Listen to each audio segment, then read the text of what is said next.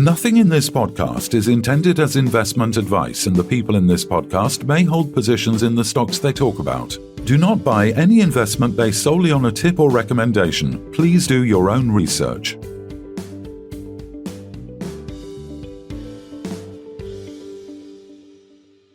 Hello and welcome to the Midweek Takeaway. I'm Phil Carroll, and today we're joined by Colin Bird, Executive Chairman of Xtract Resources. Welcome back, Colin. Thank you. Nice to talk to you. Hello. We note the recent kind of bulletin board speculation regarding the actual quality of the resources at Racecourse, and obviously the subsequent drop in share price, despite what was a Racecourse Prospect updated mineral resource estimate released earlier in the week or last week, and that was completed by independent consultants, Measured Group. Do you have any comments, Colin, on this? Exactly what you just said. This was performed by professionals, by registered industry professionals, according to industry standards, with the top-of-the-range software. They do this for a living, not company-generated. Obviously, the company has tried to keep a running total on what's going on and tried to model the ore body as one goes along. But quite frankly, at the end of the day, there's only one way, and that's the proper way, with your variograms, your creaging, and using various cutoffs to arrive at various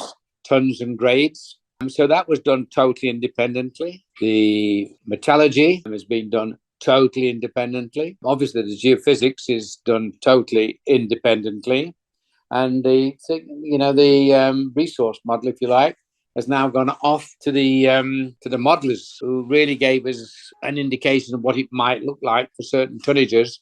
Oh, I don't know. Was it a year and a half ago? Yeah. And so now they will be modeling against real results, real cutoffs, real values, and we await their decision. We probably are going to include the ASCOT as well, and so I'm now waiting for the ASCOT tons and grade. And as everyone knows who's followed the company closely, that between ASCOT and Racecourse is continuing mineralization. So the question now is, can that be bought in or not?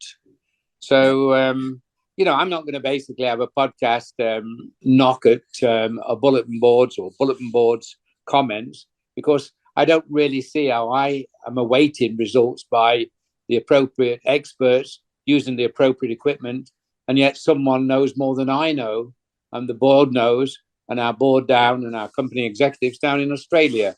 So, gentlemen, I'm awaiting the results of the expert work. Sure. And I'm very confident that this is a very large project. Nothing's changed. I'm very confident that if it's all drilled, there's be over 2 million tons there.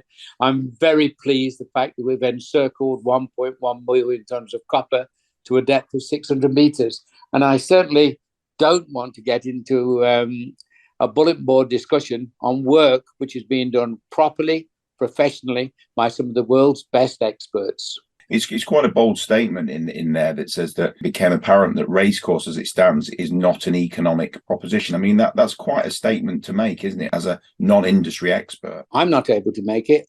Yeah. I don't know one way or the other. I put it to independent experts. It doesn't just end up with a resource. I know there's a mine working flat out near Kiruna in Sweden, which is working lower grade than that, and managed to do about $250 million profit last year. But it's paid its capital off, and everything in this business is unique. So quite frankly, Phil, you're dealing with big money. The capex will be huge. What's the copper price? Obviously, that's one of the bigger influences. 7, 8, 9, 10,000. I don't know. So we're going to arrive at an NPV for various cutoff grades. We're going to arrive at a various NPV for various copper prices. The capex we'll look at. And of course, we've got that opportunity with the 8 or 9 years of higher grade material, which will obviously, if played properly and planned properly and built into the model properly, will affect the final numbers. So I really think it'd be cheap of me to get involved in a podcast debate, because I don't know if it works or not until such time as the independent modelers say this will work, this is marginal, this won't work. It'd be good if the grade was higher. Maybe we should be doing 30 million tons a year for the first 8 years. just don't know, gents. And I don't know. Speculation is cheap. Speculation is easy. And quite frankly, the real job, I was going to say rocket science. It's not rocket science, but it's best left to the professionals who's got the appropriate software, the appropriate experience, are independent from Colin Bird and the board, are independent from Jeremy Reid and his local board, and are there doing the job as it should be done independently, because at the end of the day, our shareholders need to know what they've got. But I tell you what, I'm just going to go back to the point that when we started off with 71 million tonnes at 0.44, that now we've got 1.1 million tonnes of copper, whichever way you look at it.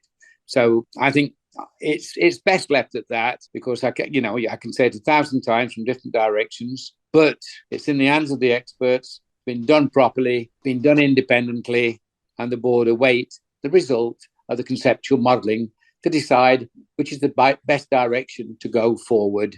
So that's the best I can offer, and that's the most sincere way I can respond to your questions. If you were in Australia where this asset actually sits and you published the fact that you'd sold out all your shares and then you published this document, what would happen? I'd be expecting a knock at the door.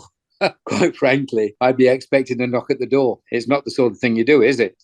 To say sell all your shares and then trash the company. So, like I say, I don't want to cheapen myself to end up in that arena and start trading blows. But it's strange you asked me that question, because our colleagues in Australia came up with exactly the same thing. That they've never quite seen anything like that before. But anyway, that's a cheaper speculation as well. So I don't get into that sort of thing, Kevin. I've tried to be above it throughout my career. I work for the shareholders. I try and do my best for them. We've fired 32,000 holes into the ground. We've got a result. We're having it independently modelled by all stages: metallurgical, mining, processing, environmental, the pure economics of shifting ground, tailings. And so from that point of view, for me to second guess isn't possible. So I'm very impressed with that guy. If he can, the person who wants to make the comments, I'm very impressed if he's able to do it remotely, without the data bank, without access to the independents, without access to the experts. I'm quite amazed, and well done him. But you know what my slogan is? Upwards and onwards, and that's the way it remains. And I'm waiting for the ASCOT resource, and I'm waiting to plug that into the model. If it plugs into the model, I don't even know that yet. So you're talking now to someone who's totally open-minded as to what the outcome might be, but is unable to prejudge it. I cannot prejudge it, Kevin. Colin Bird, Executive Chairman of Xtract Resources, thanks very much for your time. Thank you, Kevin. Thank you, Phil. Thank you very much indeed. Upwards and onwards. All the best, Colin. This podcast was brought to you by Roast PR Limited. If you would like to appear on a future episode of The Sunday Roast, please email admin@thesundayroast.net.